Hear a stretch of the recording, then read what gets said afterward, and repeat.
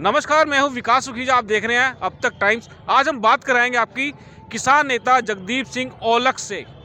औलख भारतीय किसान यूनियन के हरियाणा प्रदेश के कोऑर्डिनेटर हैं और जिला करनाल के महासचिव भी हैं।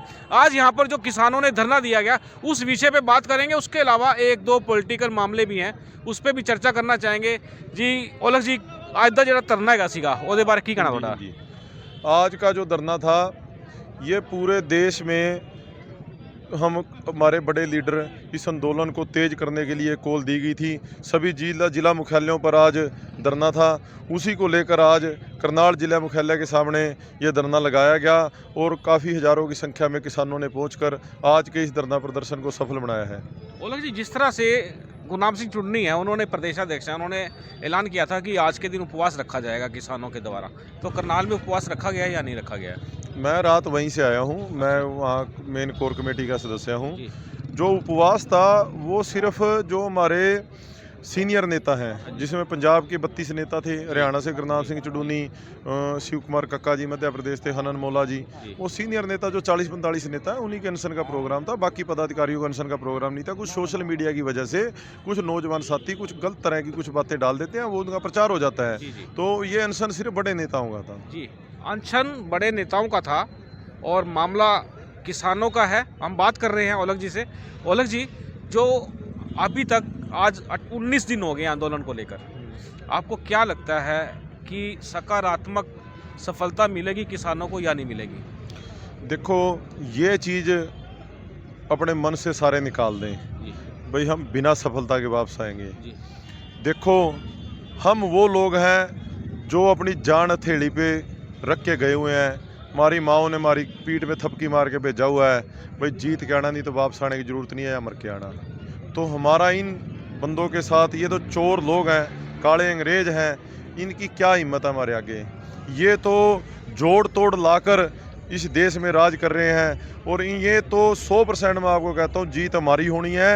हमारे जोश जज्बे हौसले के आगे इनकी जीरो वैल्यू है। इनकी क्या औकात है? कोई भी औकात नहीं है इन लोगों की। औलख जी, मैं बात कर रहा हूँ, देखो इस समय जो बॉर्डर पे पूरा दिल्ली को घेरा गया है और पूरी तरह से दिल्ली बंद है, और इस समय हरियाणा सरकार ने ड्यूटी मजिस्ट्रेट वगैरह तैनात करने शुरू कर दिए हैं बॉर्डर के ऊपर। जैसे जो ज़िले हैं, बहादुरगढ़ है या गुड़गांव है या फरीदाबाद है, उस साइड के जो ज़िले हैं वहाँ पर धीरे धीरे सख्ताई करते जा रहे हैं, ऐसा लग रहा है। आपको क्या लगता है कि सरकार की मंशा किसानों के प्रति कैसी है? देखो, ऐसे है, जो इन्होंने वहाँ पर अब प्रशासन को एक्टिव किया है, मैं भी उस व्हाट्सएप ग्रुप में हूँ जो उसमें सोनीपत का डीसी एसपी भी है, एसडीएम भी है, कुछ सीनियर अधिकारी भी हैं। कुछ भी वो तो हमारे मतलब एक तरह से सहयोग करने के लिए बोल रहे हैं भाई, आपको किसी तरह की समस्या आती है तो आप हमारे पास मैसेज भिजवाओ, हम उसको सॉल्व करेंगे। वो एक अलग चीज़ है। सरकार अपनी ओर से अब मतलब ये लगाओ भी मक्खन लगाने की कोशिश कर रही है। बाकी मैं आपको मेन बात ये कहना चाहता हूँ, सरकार ने अपना सब कुछ करके देख लिया। हम एक किसान, सबसे बड़ी बात है, किसान इनकी किसी सख्ताई को कुछ नहीं समझता। दूसरी बात क्या है, हमारे सीनियर नेताओं ने जिस दिन ये आदेश कर दिए ना भाई, ये बैरियर उखाड़ो और संसद भवन में जाकर रोटी पकानी है, वहाँ तवा चढ़ना है, 10 मिनट लगेंगे, 10 मिनट। ये बात मैं आपको कहना चाहता हूँ। इतने मेंटली तैयार है।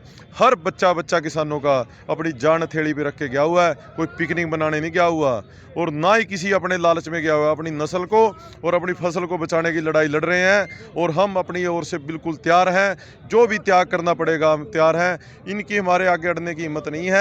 ये तो अब झूठी अपनी जो एक इज्जत बनाई हुई थी इन्होंने देश में, एक जो इन्होंने अपनी एक होवा बनाया हुआ था, उसको मोदी की मूछ को बचाने के लिए अब ये संघर्ष कर रहे हैं। जीत तो हमारी होगी और बिल्कुल जीत के करीब है। और दूसरी बात, हम कह के चले थे, चाहे 6 महीने लगे, 2 महीने लगे, हमने 6-6 महीने का राशन इकट्ठा कर लिया। इनकी ऐसी तैसी फेर के छोड़ेंगे। हम कोई ऐसे नहीं गए हुए हैं, कोई वहाँ पर पिकनिक मनाने गए हुए हैं। जी, लड़ाई नस्ल और फसल की बड़ी क्लियर हो गई है। 6 महीने का राशन बॉर्डर पर रखा है, युद्ध चल रहा है और जीत निश्चित किसानों की होगी। जेपी शेखपुरा भी हमारे साथ, उनसे बात करेंगे। जेपी, आपका क्या कहना है इस आंदोलन को लेके? अब बता दिया ना, नस्ल की लड़ाई है, फसल की लड़ाई है, संस्कृति की लड़ाई है और हमारे देश को दोबारा सोने की चिड़िया, किसान पुत्रों का एक भाईचारा है, उसको वापस लाने की लड़ाई है। मेन कारण ये है सुखीजा जी, जब 2014 से तब से जो शासक हमारे देश में आया है, इसने जितने भी कानून पास किए करता चला गया, कोई रोक टोक वाला नहीं था। दुर्भाग्य हमारा हमारा ये है कि विपक्ष नहीं है हमारे देश में। विपक्ष ना होने के कारण एक आदमी मतलब अपने काम करता चला गया, कोई रोक टोक नहीं थी। अब मुश्किल आ गई यहाँ आकर के।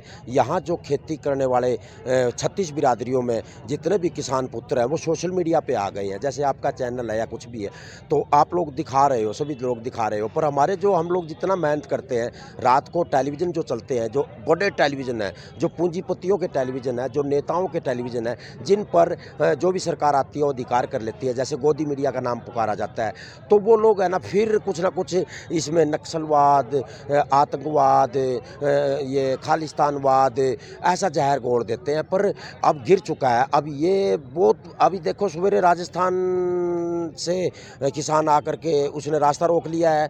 और ये जो अभी सवेरे मैं देख रहा था कि जो उप मुख्यमंत्री दुष्यंत है उसने कह दिया है कि 24 घंटे के अंदर या तो खट्टर साहब किसानों को मना ले और नहीं तो समर्थन वापस ले रहा हूँ। अब ये पता है, मुझे लग रहा है कि 24 घंटे जी क्या बात कर रहे हो आप, समर्थन वापस? सरकार मंत्री बनाने जा रही है, तो मंत्रिमंडल का विस्तार करने जा रही है, आप ये वाली बात कैसे कह सकते हो? यही तो चीज़ है ना, वो जानबूझ करके मंत्री बना रहा है, जानबूझ करके दिखाने के लिए मंत्री बना रहा है। पर मुझे लगता है कि 10 घंटे हो चुके हैं। आप वाक्य में ये कल को फिर चला लेना, मुझे लग रहा है कल को सरकार टूटने जा रही है। मुझे नहीं लगता जेपी ये सरकार टूटेगी। ना ना ना, पहली बार बयान देखिए आप, देखिए पहली बार दुष्यंत का बयान आया है। दुष्यंत ने पहली बार कहा है कि अब हद हो चुकी है। उनको दुष्यंत को गांवों में बढ़ने नहीं दे रहे हैं, तरह तरह से चोट मारी जा रही है सोशल मीडिया के द्वारा।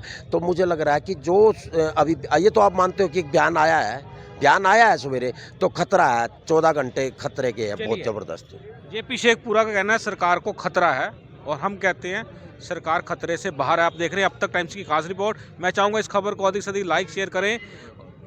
आप देख रहे हैं सेक्टर 12 से। नमस्कार, जय हिंद, जय भारत।